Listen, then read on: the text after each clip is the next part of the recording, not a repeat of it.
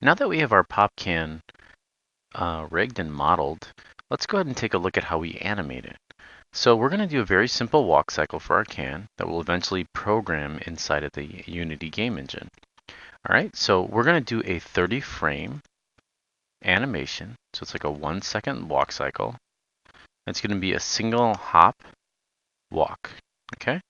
So actually, let's start off with maybe doing an idle state that we can transfer out of, right? So when we're not touching our keyboard, our character's looking around. So let's select our 3 circles here.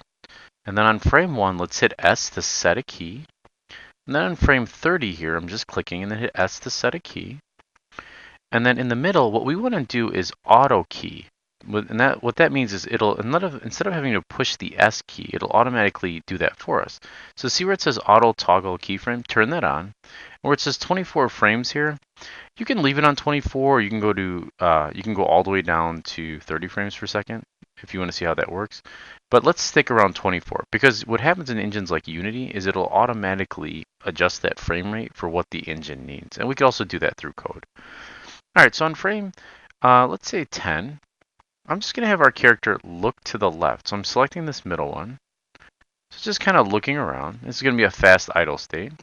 And then as we move forward here, around frame 20, I'm just going to have him quickly look the other direction. So this is going to be a pretty quick animation. So he's got looking back and forth in the idle state.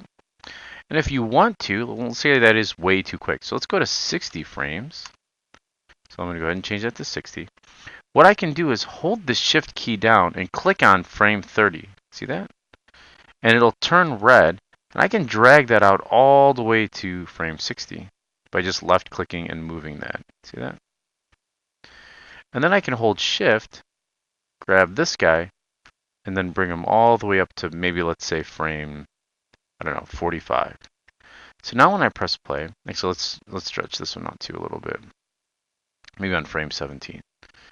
When I press play, you can see it's a much slower looking around. It's 2 seconds long.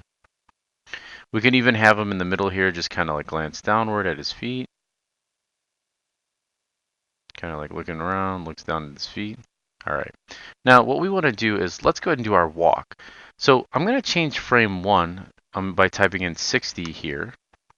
And then I'm going to go from frame 60 to 90. We're going to go a 30 frame walk cycle, so it's roughly 1 second. And so when we're on frame 60, you can see all of these are at zeroed out, right? So I'm going to go ahead and select this bottom, holding shift each one of these, and just make sure that I hit S here to set a key. Then I'm going to click on 90, and I'm going to hit S again, making sure again that I have each one of these selected. And then the halfway point, we're just going to do a simple hop in the air. So something around, let's say 75 frames. We'll do it there. All right, so I'm going to go ahead and hit the spacebar, and I'm going to go to my side view. And what I'm going to do is select my base master controller. I'm going to hit W to select my move tool.